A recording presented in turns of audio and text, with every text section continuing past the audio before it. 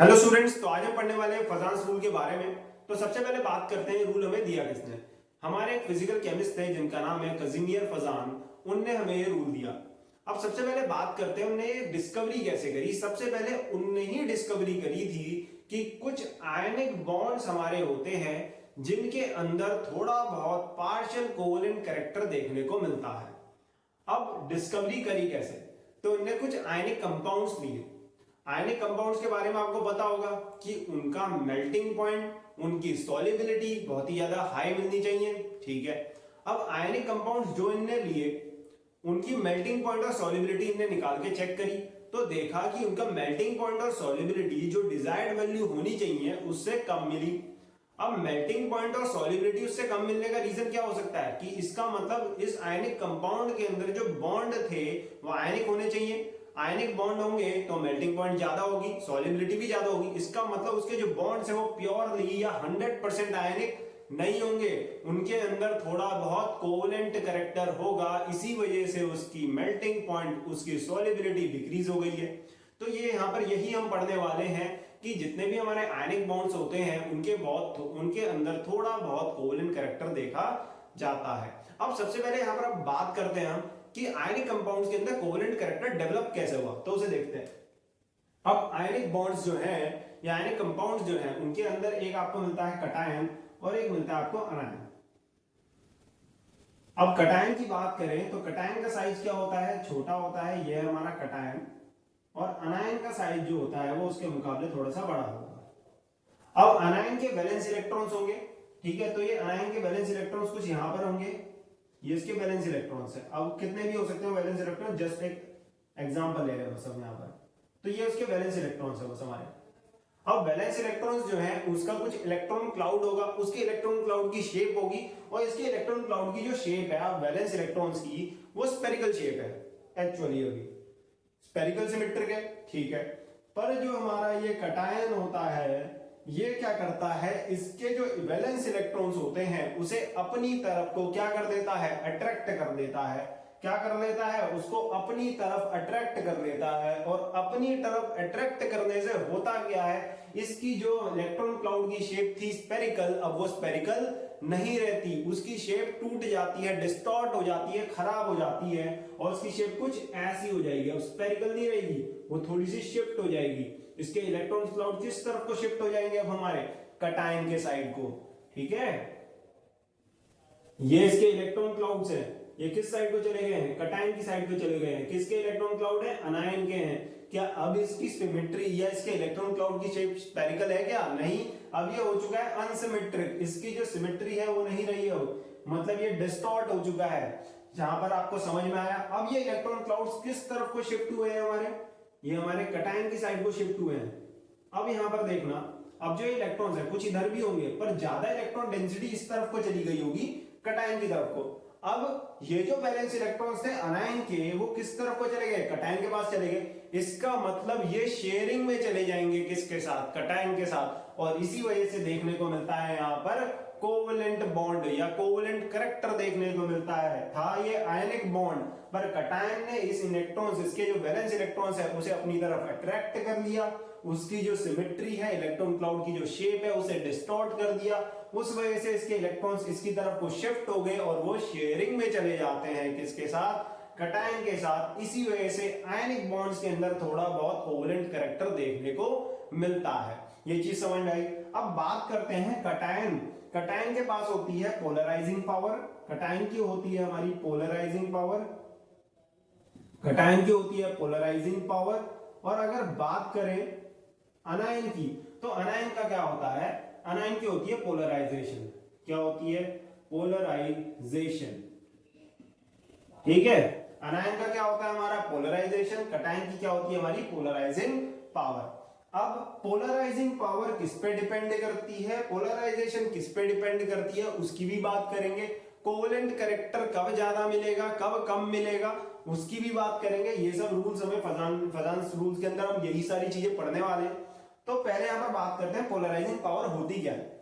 एक कटायन का कितना ये इलेक्ट्रॉन क्लाउड जो है हमारा अनायन के, उसको कितना ज्यादा डिस्टॉर्ट कर सकता है, उसके इलेक्ट्रॉन्स को कितना ज्यादा ये अट्रैक्ट कर सकता है, वो उसकी पोलराइजिंग पावर होती है। किसकी होती है? कटायन की होती है। समझ में आया? पोलराइजिंग पावर कितने इलेक्ट्रॉन्स इसके इलेक्ट्रॉन्स को अपनी तरफ अट्रैक्ट कर सकता है, कितनी पावर से कर सकता है, या ये इसकी शेप, इलेक्ट्रॉन क्लाउड की शेप को कितना डिस्टॉर्ट कर सकता है, that is known as the polarising power.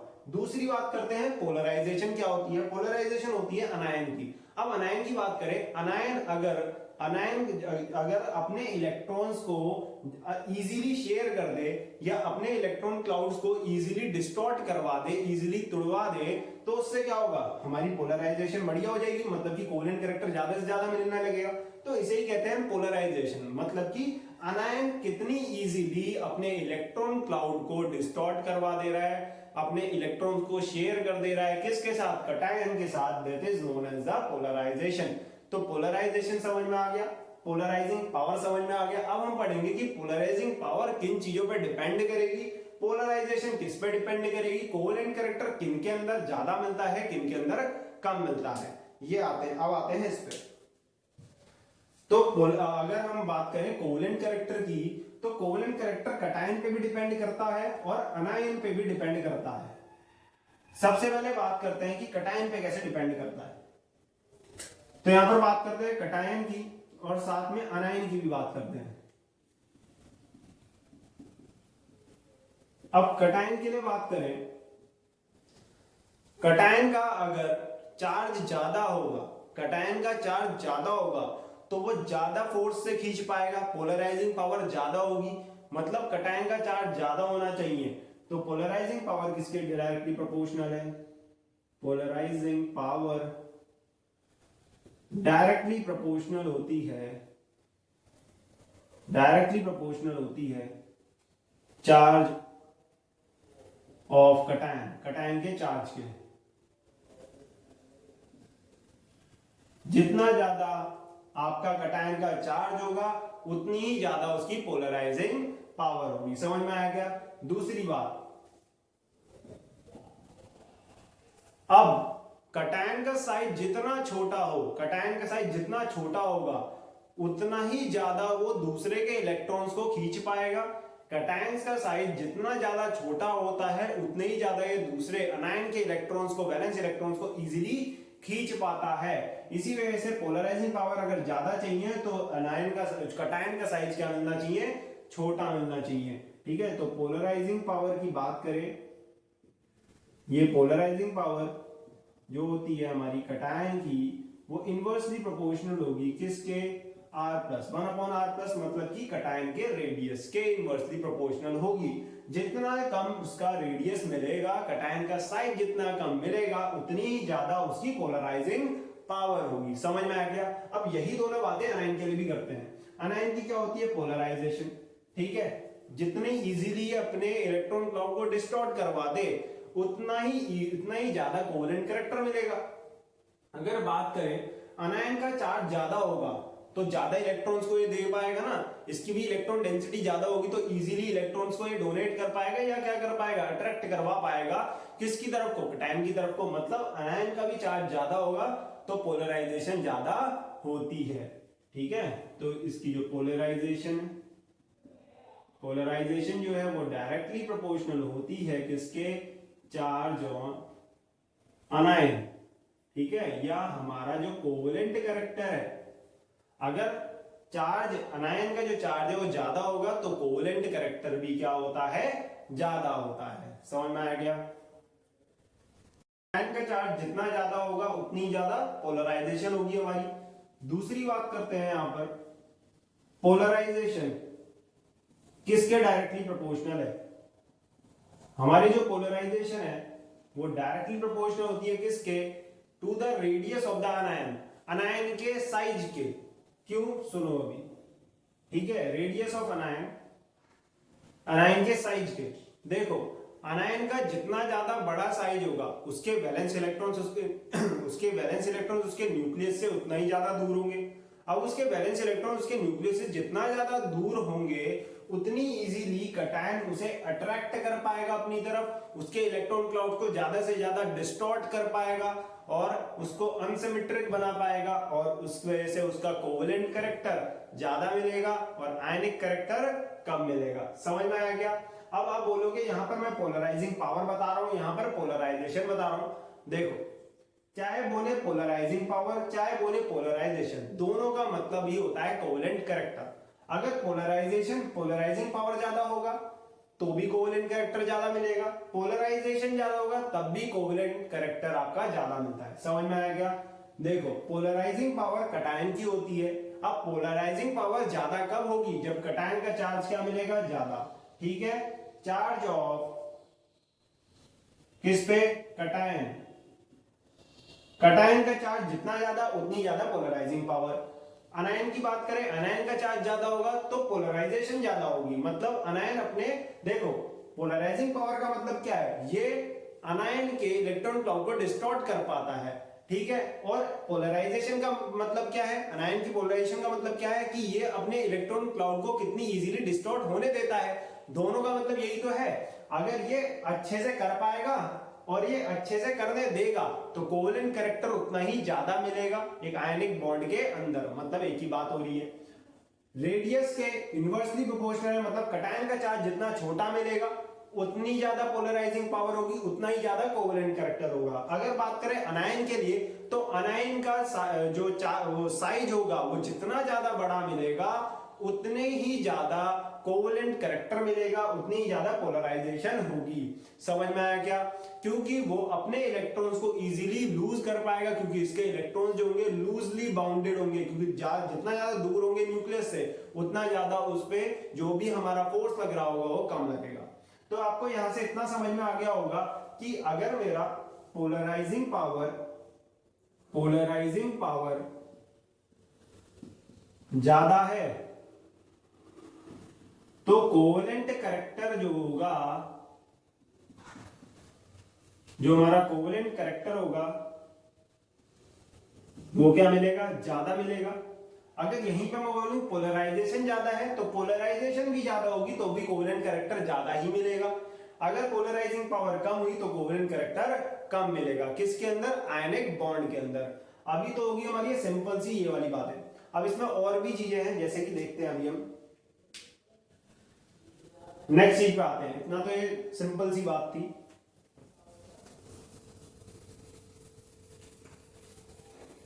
अब नेक्स्ट चीज जिस पे हमारा कोवेलेंट कैरेक्टर डिपेंड करता है वो होती है हमारी स्यूडो नोबल गैस कॉन्फ़िगरेशन। क्या?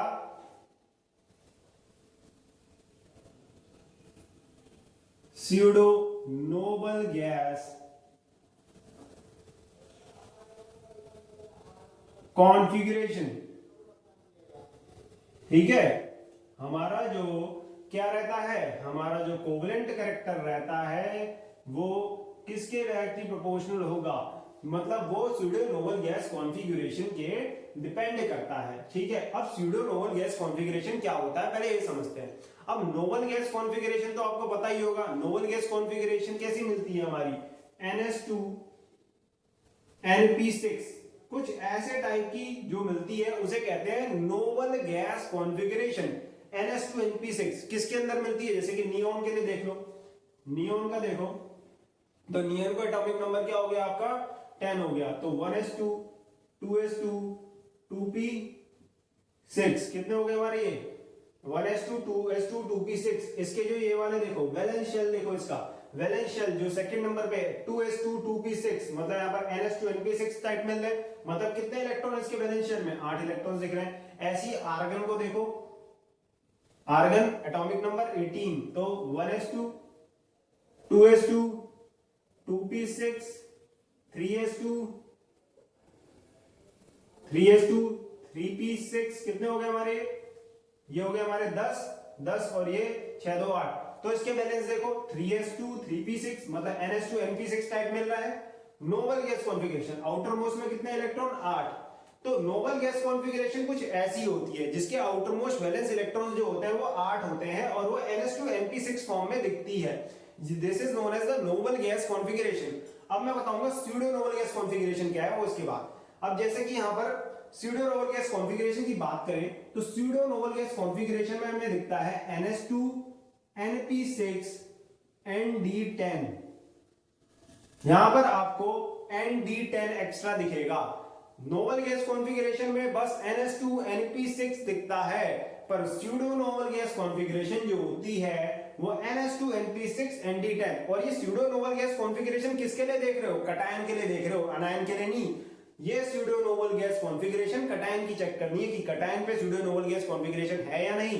तो कटायन पे हमें ऐसी कॉन्फ़िगरेशन देखनी है, और जिस भी कटायन पे ये स्यूडो नोबल गैस कॉन्फ़िगरेशन अगर मिल रही है तो उस कटायन की पोलराइजिंग पावर एक्सेप्शनली बहुत ही ज्यादा हाई मिल जाती है, मतलब उसका कोवेलेंट कैरेक्टर बहुत ही ज्यादा हो जाता है। याद रखना ये बात, जिस भी कटायन पे स्यूडो नोबल गैस कॉन्फ़िगरेशन अगर मिलती है तो उसकी पोलराइजिंग पावर एक्सेप्शनली बहुत ही ज्यादा हाई हो जाती है, और उसी वजह से उसके अंदर कोवेलेंट कैरेक्टर सबसे ज्यादा दिखने लग जाता है। अभी बात करते हैं स्यूडो नोबल गैस कॉन्फ़िगरेशन की, ढंग से समझते हैं पूरा बढ़िया से। अब स्यूडो नोबल गैस कॉन्फ़िगरेशन में कितने इलेक्ट्रॉन्स दिख रहे हैं आपको? यहाँ पर 10, 6 और 2, 18 इलेक्ट्रॉन्स। नोबल गैस कॉन्फ़िगरेशन में बस आपको 8 इलेक्ट्रॉन्स दिखते हैं वैलेंस शेल में।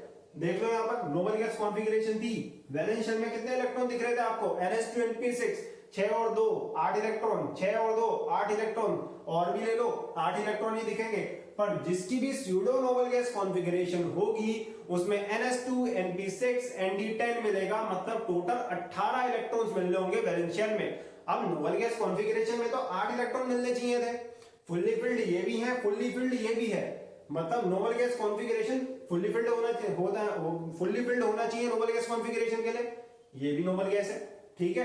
अब ये भी फुल्ली फिल्ड है, पर ये नोबल गैस कॉन्फ़िगरेशन नहीं है। क्यों? क्योंकि नोबल गैस कॉन्फ़िगरेशन में वैलेंस शेल में 8 इलेक्ट्रॉन मिलने चाहिए, और इसके कितने मिल रहे हैं? 18। इसी वजह से ये स्यूडो नोबल गैस कॉन्फ़िगरेशन कहलाई जाती है, और ये होती है हमारी नोबल गैस कॉन्फ़िगरेशन। समझ में आ गया क्या?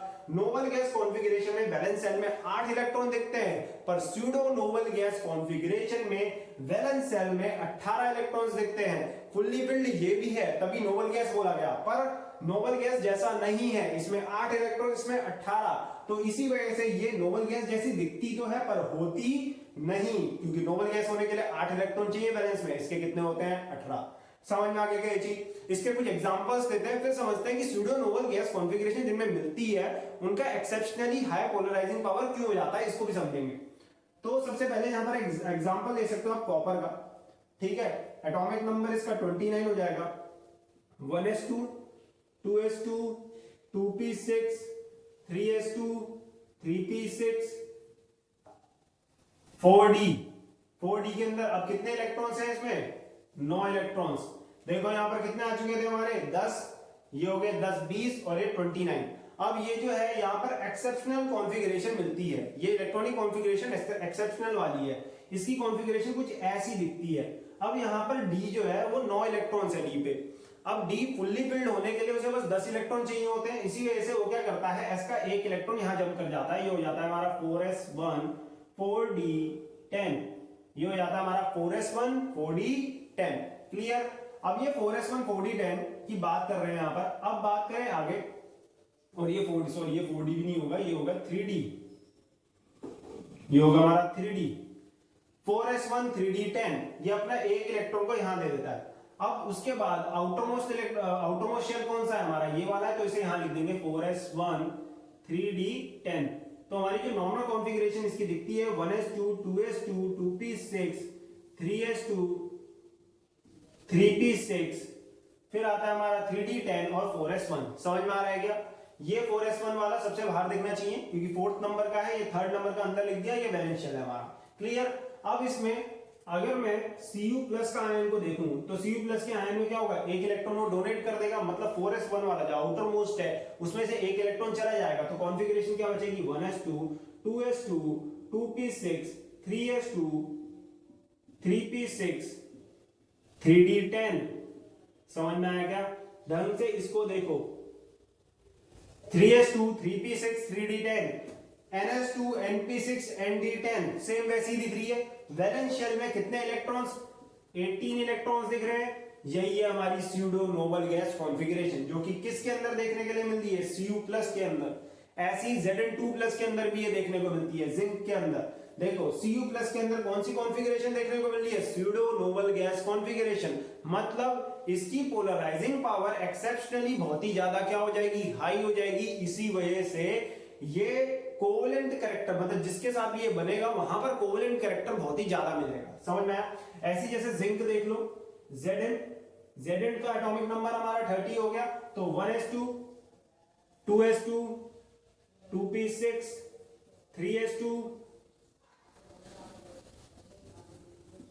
3p6, ठीक है, 1s2 2s2 2p6 3s2 3p6 4s2, फिर क्या हो जाएगा 3d पे कितने, यहां पर तक हमने कितने बढ़ दिए, 2 2 4 10 और ये कितने हो गए 20, बचे कितने हमारे 10, ठीक है, हो गए हमारे 30 इलेक्ट्रॉन पूरे।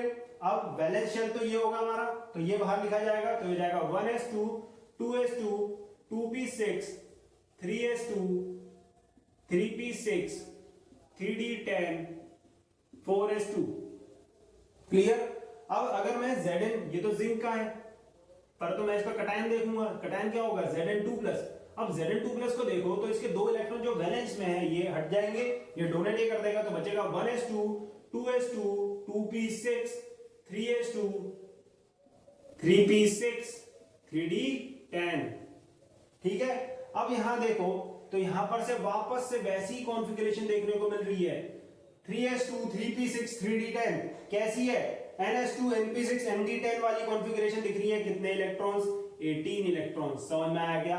ये भी हमारी pseudo noble gas electronic configuration है।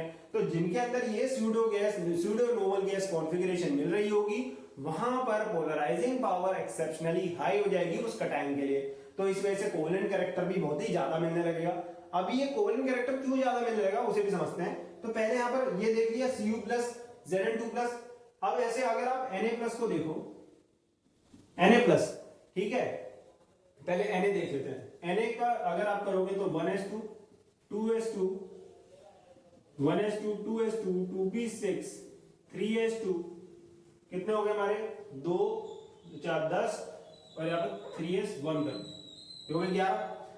अगर ये Na+ बनेगा तो Na+ बनेगा तो इसकी कॉन्फ़िगरेशन होगी 1s2 2s2 2p6, ठीक है, एक इलेक्ट्रॉन इसने लूज कर दिया। अब इसकी कॉन्फ़िगरेशन देखो 2s2 2p6 2s2 2p6, मतलब ns2 np6 फॉर्म में मिल रही है, मतलब ये है नोबल गैस कॉन्फ़िगरेशन। कितने इलेक्ट्रॉन्स, 8 इलेक्ट्रॉन्स, मतलब Na+ का जो हमारा कटायन बन रहा है ये वाला, इसके अंदर नोबल गैस कॉन्फ़िगरेशन है, पर इसके अंदर कैसी है, स्यूडो नोबल गैस कॉन्फ़िगरेशन। तो ये आपको वहां पर पहचाननी पड़ेगी कि किसके अंदर हमारी नोबल गैस कॉन्फ़िगरेशन है, किसके अंदर स्यूडो नोबल गैस कॉन्फ़िगरेशन है, उसके हिसाब से आपको आंसर देना है।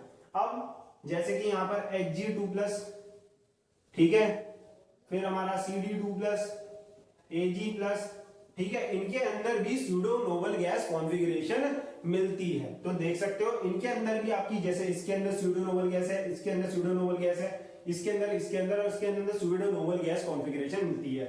नोबल गैस कॉन्फ़िगरेशन कुछ ऐसी होती है। आप सुनिए कि स्यूडो नोबल गैस कॉन्फ़िगरेशन होने से हमारा पोलराइजिंग पावर इतना ज्यादा बढ़ कैसे बढ़ गया, कोवेलेंट कैरेक्टर कैसे बढ़ गया। अब पोलराइजिंग पावर में हमने क्या बात करी थी कि कटायन कितना ज्यादा तेजी से इलेक्ट्रॉन खींच पाए, कितने ज्यादा पावर से वो इलेक्ट्रॉन खींच पाए, किसके, अनायन के। अब यहां पर ढंग से देखो, नोबल गैस कॉन्फ़िगरेशन में d ऑर्बिटल नहीं दिख रहा है, d ऑर्बिट दिख रहा है आपको, d के इलेक्ट्रॉन्स दिख रहे हैं, यहां पर d के इलेक्ट्रॉन्स आपको नहीं दिख रहे होंगे, पर स्यूडो नोबल गैस कॉन्फ़िगरेशन में आपको d के इलेक्ट्रॉन्स दिख रहे हैं, मतलब d सबशेल आपको दिख रहा है। अब ये जो d सबशेल होता है, इसका जो शील्डिंग इफेक्ट है या स्क्रीनिंग इफेक्ट जिसे हम कहते हैं, वो मिलता है बहुत ही कम। क्यों मिलता है इतना कम? क्योंकि इसकी पेनिट्रेशन कम होती है। क्यों? क्योंकि ये क्या होता है, हमारा बाहर मिलता है बहुत ज्यादा, न्यूक्लियस से बहुत ही ज्यादा दूर होता है। अगर मैं शील्डिंग या स्क्रीनिंग इफेक्ट की बात करूं, सबसे ज्यादा S दिखाता है, फिर P दिखाता है, फिर D दिखाता है, फिर F दिखाता है। मतलब S और P के मुकाबले इनके अंदर S और P के सबशेल्स मिल रहे हैं, तो इनके मुकाबले D वाले की जो पेनिट्रेशन या हमारी स्क्रीनिंग इफेक्ट होगी वो तो कम होगी ना, इनके मुकाबले इसकी स्क्रीनिंग इफेक्ट या शील्डिंग इफेक्ट कम मिलेगा। समझ में आ रहा है क्या? इनके अंदर S और P वाला है ना, तो इनकी स्क्रीनिंग इफेक्ट, शील्डिंग इफेक्ट ज्यादा होगी। शील्डिंग इफेक्ट पता है क्या? शील्डिंग इफेक्ट का मतलब क्या होता है, अंदर के इलेक्ट्रॉन्स जो होते हैं, जो अंदर की तरफ को मिल रहे हैं, उनने जो न्यूक्लियस का इफेक्टिव न्यूक्लियर चार्ज लग रहा होता है बाहर के इलेक्ट्रॉन्स पे, उसे घटाना is known as shielding effect. वो क्या करते हैं, शील्ड का काम करते हैं और वो इफेक्टिव न्यूक्लियर चार्ज को थोड़ा सा क्या करते हैं, वो बाहर घटा के भेजते हैं। अब वो इफेक्टिव न्यूक्लियर चार्ज थोड़ा सा कम हो जाता है स्क्रीनिंग इफेक्ट अगर ज्यादा हो। पर हमने बोला जिनके अंदर डी ऑर्बिटल मिल रहा होता है, डी सबशेल मिल रहा होता है, डी के इलेक्ट्रॉन्स मिल रहे होते हैं, और वैसे भी यहाँ पर डी के पूरे इलेक्ट्रॉन्स है, पूरे भरे हुए फुल्ली फिल्ड है, तो इसके अंदर जो डी का शील्डिंग इफेक्ट होगा वो क्या मिल रहा होगा, कम मिल रहा होगा। क्यों कम मिल रहा होगा, क्योंकि ये जो है न्यूक्लियस से बहुत ही दूर होगा, इसकी पेनिट्रेशन कम होती है। इसी वजह से ये इफेक्टिव न्यूक्लियर चार्ज को घटा नहीं पाएगा। शील्डिंग इफेक्ट कम है, शील्डिंग इफेक्ट कम है तो इफेक्टिव न्यूक्लियर चार्ज ज्यादा घट नहीं पाएगा। अगर इफेक्टिव न्यूक्लियर चार्ज घटेगा नहीं तो इफेक्टिव न्यूक्लियर चार्ज क्या करेगा, अगर घटेगा नहीं तो वो जो हमारे अनायन है उसके इलेक्ट्रॉन्स को इजीली खींच लेगा। अगर उसके इलेक्ट्रॉन्स को इजीली खींच लेगा तो पोलराइजिंग पावर ज्यादा होगी, कोवेलेंट कैरेक्टर ज्यादा मिलेगा क्योंकि वो शेयरिंग में आ जाएंगे। और यहां पर बात करें नोबल गैस कॉन्फ़िगरेशन में, यहां पर S और P के हमारे सबशेल दिखते थे तो इनकी तो शील्डिंग इफेक्ट ज्यादा होती है, तो क्या करेंगे, इफेक्टिव न्यूक्लियर चार्ज को थोड़ा सा घटा देंगे। इफेक्टिव न्यूक्लियर चार्ज थोड़ा सा घटेगा तो उससे क्या होगा, वो उतनी अमाउंट में फोर्स नहीं लगा पाएंगे, किसके, वैलेंस इलेक्ट्रॉन्स अनायन के जो वो खींचते हैं उतने अमाउंट से नहीं खींच पाएंगे। समझ में आया क्या? दोबारा से रिपीट कर देता हूं कि जिनके अंदर आपको स्यूडो नोबल गैस कॉन्फ़िगरेशन मिलती है उनके अंदर आपको डी सबशेल मिलता है। अब डी सबशेल का जो शील्डिंग इफेक्ट या स्क्रीनिंग इफेक्ट होता है वो एस और पी सबशेल के मुकाबले कम मिलता है। क्यों कम मिलता है? क्योंकि उसकी जो पेनिट्रेशन है वो न्यूक्लियस से बहुत ही दूर है तो उसकी पेनिट्रेशन भी कम होती है। इसी वजह से वो इफेक्टिव न्यूक्लियर चार्ज को घटा नहीं पाता। अगर इफेक्टिव न्यूक्लियर चार्ज नहीं घटेगा तो इफेक्टिव न्यूक्लियर चार्ज जो बाहर के जो अनायन के वैलेंस इलेक्ट्रॉन्स है उसमें ज्यादा लगेगा, तो वो ज्यादा अमाउंट ज्यादा फोर्स से उस इलेक्ट्रॉन्स को खींच पाएंगे, मतलब कोवेलेंट कैरेक्टर ज्यादा मिलेगा, पोलराइजिंग पावर ज्यादा होगी। पर नोबल गैस कॉन्फ़िगरेशन वालों के अंदर क्या होता है, एस और पी के सबशेल मिलते हैं जिनका शील्डिंग या स्क्रीनिंग इफेक्ट ज्यादा होने की वजह से इफेक्टिव न्यूक्लियर चार्ज घट जाता है। और इफेक्टिव न्यूक्लियर चार्ज घटेगा तो हमारे जो वैलेंस इलेक्ट्रॉन्स हैं अनायन के, ये उन्हें उतनी फोर्स से नहीं खींच पाएंगे। और ये अगर उसे उतनी फोर्स से नहीं खींच पाएंगे तो उससे क्या होगा, इनका पोलराइजिंग पावर थोड़ी सी कम होगी इनके मुकाबले जिनके अंदर डी का सबशेल मिल रहा है। समझ में आ गया? तो ये बात याद रखना, जिनके भी अंदर स्यूडो नोबल गैस कॉन्फ़िगरेशन मिले उनके अंदर पोलराइजिंग पावर एक्सेप्शनली हाई हो जाएगी। और क्यों होगी उसका भी रीजन क्लियर दिया है। क्लियर रीजन ये है कि डी सबशेल जो होता है उसके जो रहता है, हमारा डी सबशेल की बात करें उसका स्क्रीनिंग इफेक्ट कम रहता है। उसका स्क्रीनिंग इफेक्ट या शील्डिंग इफेक्ट कम होने की वजह से इफेक्टिव न्यूक्लियर चार्ज बढ़ जाता है। इफेक्टिव न्यूक्लियर चार्ज अगर बढ़ेगा मतलब चार्ज जो है न्यूक्लियस का चार्ज बढ़ रहा है तो क्या होगा, पोलराइजिंग पावर बढ़ेगी। और इनके केस में इफेक्टिव न्यूक्लियर चार्ज घट जाता है क्योंकि इनकी शील्डिंग, ये ज्यादा शील्ड कर देते हैं।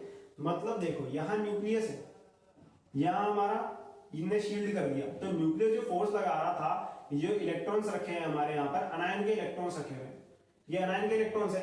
अब न्यूक्लियस फोर्स लगा रहा था इन इलेक्ट्रॉन्स पे, ठीक है, पर यहाँ ये एस और बी के सबशेल आने की वजह से ये फोर्स वहां तक घट के गया, मतलब इनने थोड़ा सा शील्ड कर दिया, एक शील्ड की तरह काम कर रहे हैं यहाँ पर, और इनने इस पे उतना फोर्स लगने नहीं दिया तो ये उन इलेक्ट्रॉन्स पे ज्यादा फोर्स से नहीं खींच पाएगा। पर अगर यहाँ पर डी का सबशेल है जैसे कि यहाँ पर है, तो वो इतना ज्यादा शील्डिंग नहीं कर पाता, तो शील्डिंग नहीं कर पाएगा तो वो इसके फोर्स को घटाएगा नहीं, तो ये यहाँ इन दोनों के बीच में जो फोर्स लगेगा वो क्या लगेगा, ज्यादा लगेगा, और ज्यादा लगेगा तो इलेक्ट्रॉन्स को ज्यादा फोर्स से खींच पाएंगे, पोलराइजिंग पावर ज्यादा मिलती है। तो ये था हमारा फजान्स रूल। फजान्स रूल में हमने ये समझा कि हमारा जो पोलराइजिंग पावर किसकी कटायन की कैसे ज्यादा मिलेगी, कैसे चेक करनी है कि किस कटायन की पोलराइजिंग पावर ज्यादा है किसकी कम, और ऐसे ही हमने पढ़ा अनायन के लिए भी, ठीक है। फिर हमने पढ़ा स्यूडो नोबल गैस कॉन्फ़िगरेशन। अब इस पे ऐसे क्वेश्चन आते हैं कि आपको दो कंपाउंड्स दे रखे होंगे, उसमें आपको बताना होगा कि किसका मेल्टिंग पॉइंट ज्यादा है, किसका मेल्टिंग पॉइंट कम है, या किसकी सोलेबिलिटी ज्यादा है, किसकी सोलेबिलिटी कम है। तो उसका आंसर कैसे दोगे आप? तो सुनिए, अब जैसे आपको दो कंपाउंड्स दिए, अब दो कंपाउंड्स में चेक करना, अपने कटायन को चेक कर लेना या अपने अनायन को। उनमें या तो अनायन सेम मिलता है, अगर अनायन सेम मिल रहा है तो कटायन को चेक करो, कटायन का चार्ज चेक करो, उसका साइज चेक करो, या उसमें देखो कि सूडो नोबल गैस कॉन्फ़िगरेशन तो नहीं मिल रही है। अगर उनमें इन तीनों मतलब अगर कटायन का चार्ज ज्यादा होगा तो इस वजह से उसकी पोलराइजिंग पावर ज्यादा होगी, पोलराइजिंग पावर ज्यादा होगी तो कोवेलेंट कैरेक्टर ज्यादा होगा, और जिस भी कंपाउंड के अंदर कोवेलेंट कैरेक्टर ज्यादा होगा उसकी मेल्टिंग पॉइंट या सॉल्युबिलिटी क्या मिल रही होगी, कम मिल रही होगी। बस जिसका पोलराइजिंग पावर आपको ज्यादा मिले उसका मेल्टिंग पॉइंट या सॉल्युबिलिटी कम होगी दूसरे के मुकाबले, क्योंकि दूसरे में कोवेलेंट कैरेक्टर कम मतलब आयनिक कैरेक्टर ज्यादा, उसकी मेल्टिंग पॉइंट ज्यादा होगी। समझ में आया क्या? तो इसमें ऐसे क्वेश्चन हमारे आते हैं। इसके साथ हमारा फजांस रूल हो जाता है खत्म। Thank you.